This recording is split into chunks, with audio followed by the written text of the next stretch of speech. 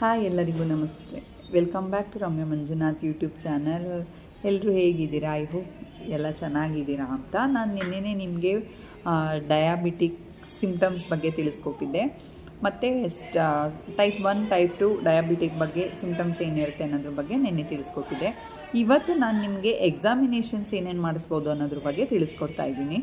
Examinations ಬಂದುಬಿಟ್ಟು ನಿಮಗೆ HbA1c ಮಾಡಿಸ್ಬೋದು, OGCT ಮಾಡಿಸ್ಬೋದು, FBS ಮಾಡಿಸ್ಬೋದು, PPBS ಮಾಡಿಸ್ಬೋದು.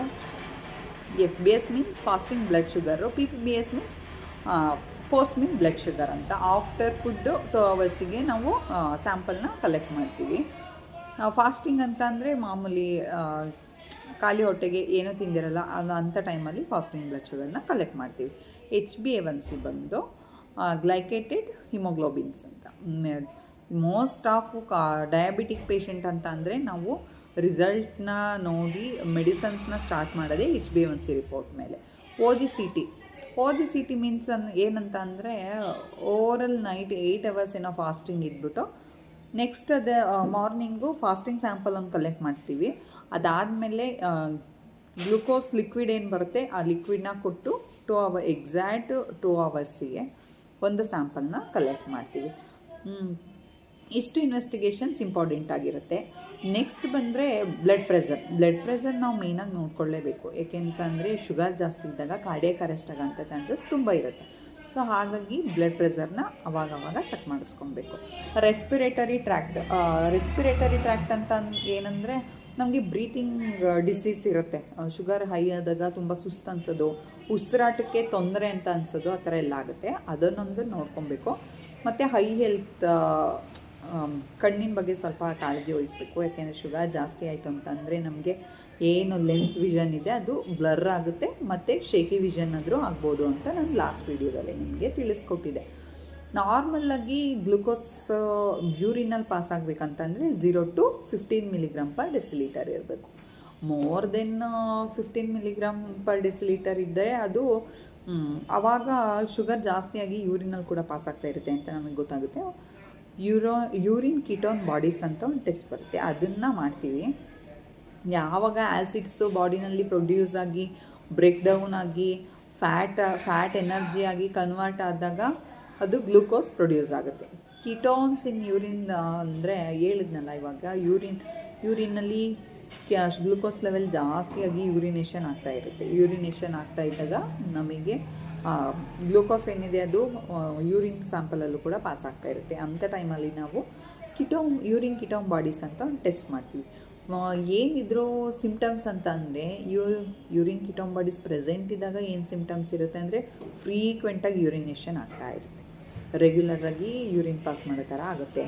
ಮತ್ತು ನಮ್ಮ ಬ್ರೀತಲ್ಲಿ ಫ್ರೂಟಿ ಸ್ಮೆಲ್ ಬರುತ್ತೆ. ಮತ್ತು ಏನಂದರೆ ತುಂಬ ದಾವಾಗುತ್ತೆ, ನೀರು ಕುಡಿಬೇಕು ಅಂತ ಅನಿಸುತ್ತೆ. ವಾಮಿಟಿಂಗ್ ಕೂಡ ಇರುತ್ತೆ, ಹೊಟ್ಟೆ ನೋವು ಕೂಡ ಇರುತ್ತೆ. ಮತ್ತು ಲೂಸ್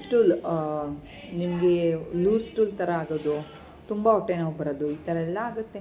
ಮತ್ತು ತುಂಬ ಡಿಹೈಡ್ರೇಟ್ ಆಗೋದ್ರಿಂದ ಇದೆಲ್ಲ ಗಂಟ್ಲು ಒಣಗಿ ಬರೋದು, ನೀರು ಕುಡಿಬೇಕಂತ ಅನ್ಸೋದು, ಈ ಥರ ಎಲ್ಲ ಆಗುತ್ತೆ. ಬ್ಲಡ್ ಶುಗರಲ್ಲಿ ಕ್ಲಾಸಿಫಿಕೇಷನ್ಸ್ ಇದೆ. ನಾರ್ಮಲ್ಲು, ಪ್ರೀ ಡಯಾಬಿಟಿಕ್ ಅಂತ ಕ್ಲಾಸಿಫಿಕೇಷನ್ ಮಾಡ್ತೀವಿ. ಈಗ ನಾರ್ಮಲಲ್ಲಿ ಫಾಸ್ಟಿಂಗ್ ಬ್ಲಡ್ ಶುಗರ್ ಎಷ್ಟಿರಬೇಕು ಅಂದರೆ 70 to 100 mg/dL. ಮತ್ತು ಪೋಸ್ಟ್ ಮೀಲಲ್ಲಿ ಎಷ್ಟಿರಬೇಕು ನಾರ್ಮಲಾಗಿ ಅಂತ ಅಂದರೆ 70 to 140. ಪ್ರೀ ಡಯಾಬಿಟಿಕಲ್ಲಿ ಫಾಸ್ಟಿಂಗ್ ಲೆವೆಲ್ ಶುಗರ್ ಏನು ಅಂತ ಅಂದರೆ 101 to 125. ಮತ್ತು ಪೋಸ್ಟ್ ಮೀಲಲ್ಲಿ ಏನು ನೋಡೋದಾದರೆ 141 to 200 ಇದೆ. ಮತ್ತು ಡಯಾಬಿಟಿಕ್ ಕನ್ವರ್ಟ್ ಮಾಡೋದಾದರೆ ಫಾಸ್ಟಿಂಗಲ್ಲಿ ಶುಗರ್ ಲೆವೆಲ್ ಏನಿರುತ್ತೆ ಅಂತ ಅಂದರೆ 125 ಇರುತ್ತೆ.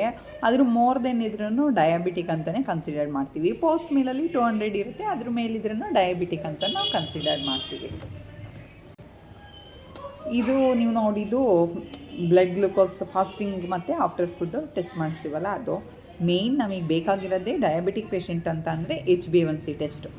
HbA1c ಏನಂತ ಅಂದರೆ ಆವ್ರೇಜ್ ಬ್ಲಡ್ ಗ್ಲೂಕೋಸ್ ಲೆವೆಲ್ನ ನಮಗೆ ಕೊಡುತ್ತೆ. ಸೊ ಹಾಗಾಗಿ ನಾವು ಪೇಷಂಟ್ ಮೆಡಿಟೇಷನ್ನು ಆಗಿರ್ಬೋದು, ಪ್ರತಿಯೊಂದು ಡಯಟ್ ಆಗಿರ್ಬೋದು, ಏನೇ ಇದ್ರೂ HbA1c ರಿಪೋರ್ಟ್ಸ್ ಮೇಲೆ ಫಾಲೋ ಅಪ್ ಮಾಡಿಸ್ತೀವಿ.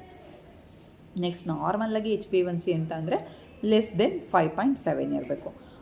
ಮತ್ತು ಪ್ರೀ ಡಯಾಬಿಟಿಕ್ ಆದರೆ 5.7 to 6.4% ಇರಬೇಕು.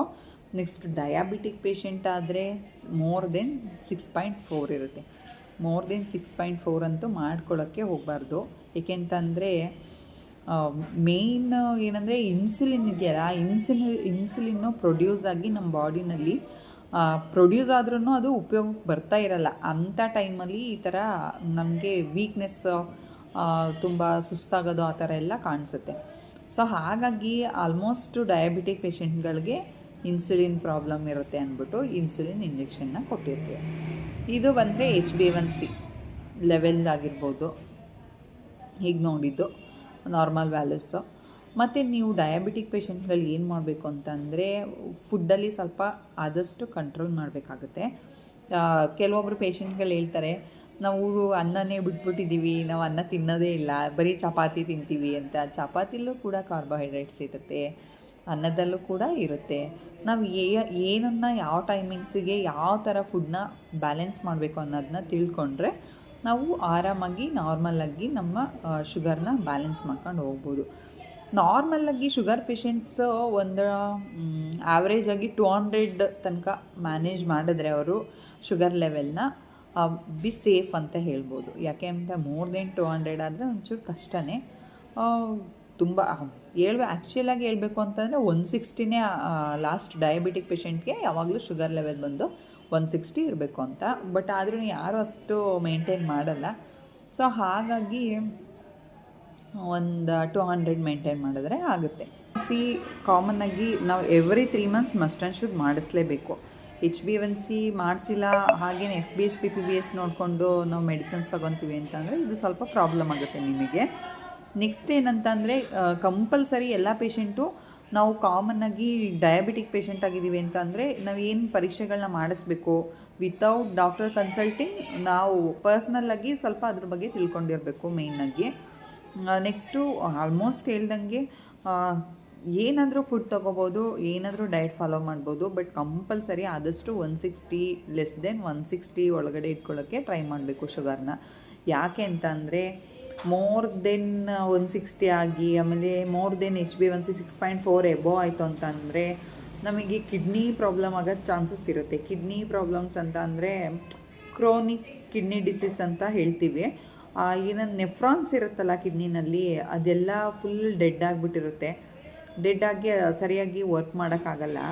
ಅಂಥ ಟೈಮಲ್ಲಿ ನಮಗೆ ಡಯಾಲಿಸಿಸ್ ಬೇಕಾಗುತ್ತೆ. ಶುಗರ್ ಜಾಸ್ತಿ ಆದಾಗ, ನೆಫ್ರಾನ್ಸ್ ಡೆಡ್ ಆದಾಗ ಕಿಡ್ನಿ ಫಂಕ್ಷನ್ನಲ್ಲಿ ನಮಗೆ ಡಯಾಲಿಸಿಸ್ ಬೇಕಾಗುತ್ತೆ.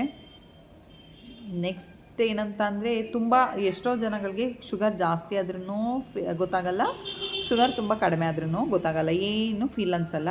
ಅವ್ರು ಯಾವಾಗಲೂ ಹೇಗಿರ್ತಾರೆ ಹಾಗೆ ಸ್ಟೇಬಲ್ಲಾಗೇ ಇರ್ತಾರೆ. ಬಿಕಾಸ್ ಅಂಥ ಟೈಮಲ್ಲಿ ನಮಗೆ ಶುಗರ್ ಪೇಷಂಟ್ಗಳಿಗೆ ನರ್ವ್ಸ್ ಡೆಡ್ ಆಗಿರುತ್ತೆ. ಸೊ ಹಾಗಾಗಿ ಅವ್ರಿಗೆ ಏನೂ ಫೀಲ್ ಅಂತ ಅನಿಸೋದೇ ಇಲ್ಲ.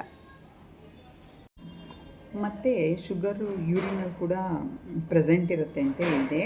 ಹಾಗೆ ಕಿಡ್ನಿ ಏನಾದರೂ ಫಂಕ್ಷನ್ಸ್ ಸ್ವಲ್ಪ ಸ್ಟಾಪ್ ಮಾಡಿದ್ರೆ, ಕಿಡ್ನಿ ಡ್ಯಾಮೇಜ್ ಆದರೆ ಶುಗರ್ ಜಾಸ್ತಿಯಾಗಿ, ಆವಾಗ ಯೂರಿನಲ್ಲಿ ಆಲ್ಬುಮಿನ್ ಕೂಡ ಪಾಸ್ ಆಗ್ತಾ ಇರುತ್ತೆ. It means protein. ಯೂರಿನಲ್ಲಿ ಆಲ್ಬುಮಿನ್ ಟೆಸ್ಟ್ ಅಂತ ಮಾಡ್ತೀವಿ, ಯೂರಿನ್ ಆಲ್ಬುಮಿನ್ ಅಂತ. ಅದನ್ನು ಮಾಡಿಸಿ ಕನ್ಫರ್ಮ್ ಮಾಡ್ಕೋಬೇಕು. ತುಂಬ ಡಿಸೀಸ್ ಆಗುತ್ತೆ ಶುಗರ್ ಹೈ ಆಗೋದ್ರಿಂದ, ತುಂಬ ಡೇಂಜರ್ ಅಂತಲೇ ಹೇಳ್ಬೋದು. ಮೇಯ್ನಾಗಿ ನಾವು ಲಿಪಿಡ್ ಪ್ರೊಫೈಲ್ ಕೂಡ ಟೆಸ್ಟ್ ಮಾಡಿಸ್ಬೇಕಾಗುತ್ತೆ. ಏಕೆಂದರೆ HDL ಅಂತ ಕೊಲೆಸ್ಟ್ರಾಲ್ ಬರುತ್ತೆ, ಅದು ಗುಡ್ ಕೊಲೆಸ್ಟ್ರಾಲು. ಅದು ಏನಂದರೆ ಒಂದು ಲೆವೆಲ್ಲಾಗಿ 60 ಇರಬೇಕು ನಾರ್ಮಲ್ಲು. ಬ್ಯಾಡ್ ಕೊಲೆಸ್ಟ್ರಾಲ್ ಬರುತ್ತೆ, TG ಅಂತ, ಟ್ರೈಗ್ಲಿಸರೈಡ್ಸ್ ಅಂತ. ಇನ್ ಕೇಸ್ ಏನಾದರೂ ಅದು ಜಾಸ್ತಿ ಆಯಿತು ಅಂತಂದರೆ ನಮಗೆ ಕಾರ್ಡಿಯಕ್ ಅರೆಸ್ಟ್ ಆಗೋವಂಥ ಚಾನ್ಸಸ್ ಕೂಡ ಇರುತ್ತೆ.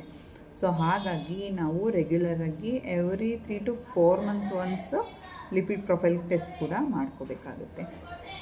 ನಮ್ಮ ಟ್ರೈಗ್ಲಿಸರೈಡ್ಸ್ ಯಾಕೆ ಜಾಸ್ತಿ ಆಗುತ್ತೆ ಅಂತಂದರೆ ನಾವು ತಗೊಳ್ಳೋಂಥ ಫುಡ್ಡಿಂದ ಮತ್ತು ನಾವು ತಗೊಳ್ಳೋಂಥ ಧಾನ್ಯಗಳಿಂದ ಅದು ಜಾಸ್ತಿ ಆಗಿರುತ್ತೆ. ಫಾರ್ ಎಕ್ಸಾಂಪಲ್ ರೈಸ್ ಇರ್ಬೋದು, ಅನ್ನ ಇರ್ಬೋದು, ಆ ಥರ. ಅದು ಏನಂದರೆ ಕಾರ್ಡಿಯಾಕ್ ಮೇಯ್ನ್ ಪ್ರಾಬ್ಲಮ್ ಆಗುತ್ತೆ. ಬಿಲೋ 200 ಇದ್ದರೆ ಅದು ನಾರ್ಮಲ್ ಅಂತ ಹೇಳ್ಬೋದು. ಅಪ್ ಟು 142 ಬಿಲೋ 200 ಇದ್ದರೆ ನಾರ್ಮಲ್ಲು. HDL ಅಷ್ಟೇ. HDL ನೀವು ಒಂದು ಆ್ಯಾವ್ರೇಜ್ 60ಗೆ ಬ್ಯಾಲೆನ್ಸ್ ಮಾಡಬೇಕು. ಅದಕ್ಕಿಂತ ಕಡಿಮೆ ಆಯಿತು ಅಂತಂದ್ರೇ ಅದು ಗುಡ್ ಕೊಲೆಸ್ಟ್ರಾಲು. ಸೊ ಹಾಗಾಗಿ ಅದಕ್ಕಿಂತ ಕಡಿಮೆ ಆಯಿತು ಅಂತಂದ್ರೂ ನಮಗೆ ಕಾರ್ಡಿಯಾಕ್ ಬರೋಂಥ ಪ್ರಾಬ್ಲಮ್ ಇರುತ್ತೆ. ಮೋಸ್ಟ್ ಆಫ್ ಕಾಮನ್ ಅಂತ ಅಂದರೆ ಈಗ ಸ್ಕ್ಯಾನಿಂಗ್ ಕೂಡ ಮಾಡಿಸ್ತೀವಿ. ಸ್ಕ್ಯಾನಿಂಗ್ ಮಾಡಿಸಿದಾಗ ಯಾರಿಗೆ ಫ್ಯಾಟಿ ಲಿವರ್ ಇರುತ್ತೋ ಅಂಥವ್ರಿಗೆ ಆಲ್ಮೋಸ್ಟ್ VLDL ತುಂಬ ಜಾಸ್ತಿ ಇರುತ್ತೆ.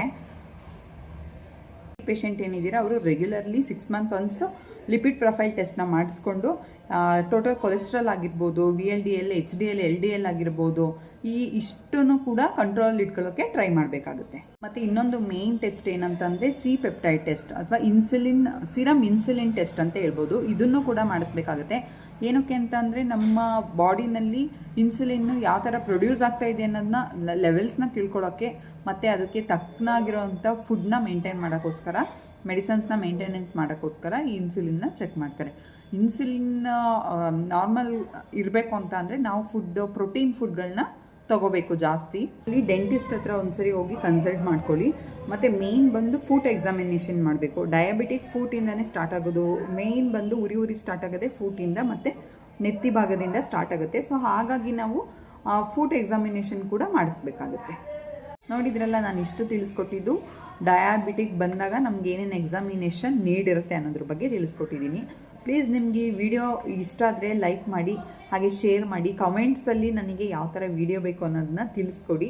ನಾನು ಅದೇ ಥರ ವೀಡಿಯೋಸ್ನ ನೆಕ್ಸ್ಟು ಮಾಡೋಕ್ಕೆ ಟ್ರೈ ಮಾಡ್ತೀನಿ ಅಂತ ಹೇಳ್ತೀನಿ. ನೆಕ್ಸ್ಟ್ ಪ್ಲೀಸ್ ನನ್ನ ಚಾನಲ್ನ ಸಬ್ಸ್ಕ್ರೈಬ್ ಮಾಡ್ಕೊಳ್ಳಿ. ಈ ವಿಡಿಯೋನ ನೆಕ್ಸ್ಟು ಏನಂತ ಅಂದರೆ ನಾವು ಫುಡ್ಡಲ್ಲಿ ಯಾವ ಥರ ಕ್ರಮನ ತಗೋಬೇಕಾಗುತ್ತೆ, ಯಾವ ಥರ ನಾವು ಡಯಟ್ ಬ್ಯಾಲೆನ್ಸ್ ಮಾಡಬೇಕಾಗುತ್ತೆ, ಅದನ್ನೆಲ್ಲ ತೋರಿಸ್ಕೊಡ್ತೀನಿ. ನಮಸ್ತೆ.